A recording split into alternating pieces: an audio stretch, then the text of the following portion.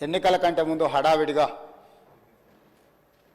సరైన విధి విధానాలు అవలంబించకుండా టెండర్ ప్రాసెస్ను డీవియేట్ చేసి కొద్దిమంది వ్యక్తులకు ఆయాచిత లబ్ధి చేకూర్చడానికి ఔటర్ రింగ్ రోడ్డును అప్పచెప్పిండ్రని సమాజమంతా తెలంగాణ రాష్ట్రమంతా దీని మీద తీవ్రమైన చర్చ జరిగింది. ఆనాడు Congress party doctor YS Rajasekhara Reddy గారు ముఖ్యమంత్రిగా ఉన్నప్పుడు అంతర్జాతీయ ఎయిర్పోర్ట్తో పాటు ఔటర్ రింగ్ రోడ్డును జైకా నుంచి నిధులను తీసుకొచ్చి ఒక అద్భుతమైన మణిహారాన్ని తెలంగాణ రాష్ట్రానికి అంటే హైదరాబాద్ నగరం అంతర్జాతీయ నగరంగా విశ్వనగరంగా రాణించడానికి ఈ రెండు ప్రధానమైన కారణం.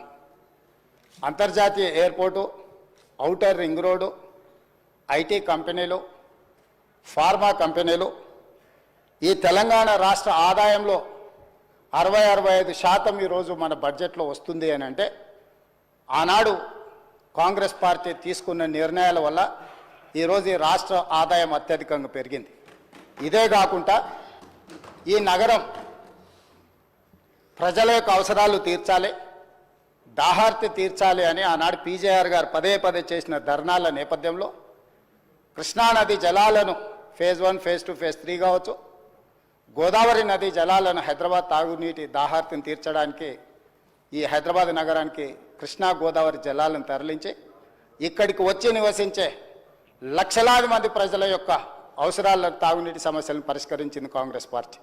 ఇదే కాకుండా ప్రపంచ నగరంతో పాటు పోటీ పడాలి అని అంటే ఈ దేశంలోనే అద్భుతమైన నగరంగా హైదరాబాద్ నగరం రాణించాలి అని అంటే మెట్రో రైలు ఉండాలి, మెట్రో అంతర్జాతీయ ప్రమాణాలతో ఉండాలి అని ఆనాడు పబ్లిక్ ప్రైవేట్ పార్ట్నర్షిప్లో ఈ నగరానికి మెట్రో రైలును తీసుకొచ్చి ఈ నగరాన్ని ప్రపంచ చిత్రపటంలో కాంగ్రెస్ పార్టీ పెట్టింది.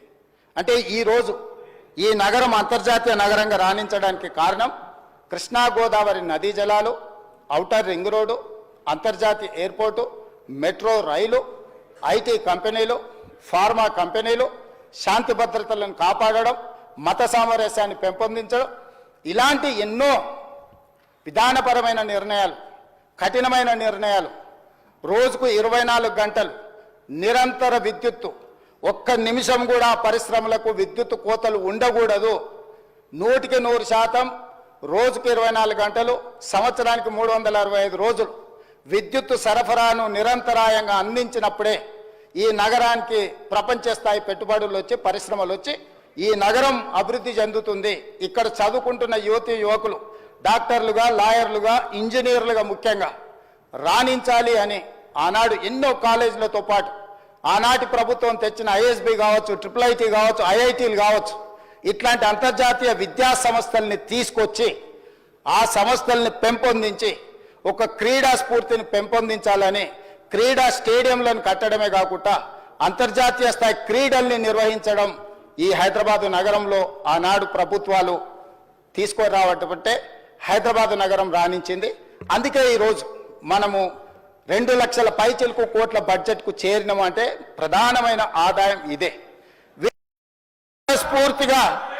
వారు మనస్ఫూర్తిగా విచారణకి ఏదైతే అడిగినరో వెనకాల వారు కూడా చదువు వచ్చినా రాకపోయినా వారు కూడా వారికి మద్దతు పలికినందుకు వారిద్దరి కోరిక మేరకు స్పెషల్ ఇన్వెస్టిగేటింగ్ టీంను నిర్వహించి ప్రధాన ప్రతిపక్షం కోరిక మేరకు ఔటర్ రింగ్ రోడ్డు టెండర్కు సంబంధించి ప్రైవేటు సంస్థలకు కట్టబెట్టిన విధానాల మీద ఈ సభ ద్వారా ఈ సభ్యులందరి ఆమోదంతో విచారణకు నేను ఆదేశిస్తున్నా. తమరి విచారణకు అనుమతి ఇవ్వాల్సిందిగా విచారణకు సంబంధించిన విధి విధానాలు స్పష్టంగా తెలంగాణ రాష్ట్ర ప్రజలకు నేను హరీష్ రావు గారి కోరిక మేరకు ఔటర్ రింగ్ రోడ్డు టెండర్ విషయంలో పూర్తి స్థాయి విచారణకు ఆదేశిస్తున్నాను. విధి విధానాలను మంత్రివర్గంలో చర్చించి మంత్రివర్గ సహచరుల సూచన మేరకు మంత్రివర్గం యొక్క తీర్మానం మేరకు ఔటర్ రింగ్ రోడ్డు టెండర్ మీద విచారణకు ఆదేశిస్తున్నాం. అధ్యక్ష,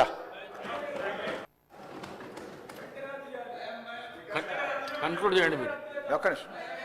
నేను వాళ్ళకి బోను కానీ సరే రికార్డులు వెరిఫై చేస్తే మీకు తెలుస్తుంది. నేను ఎక్కడ కూడా విచారణ వేయమని అనలే. అక్కడి నుంచి బట్టిగా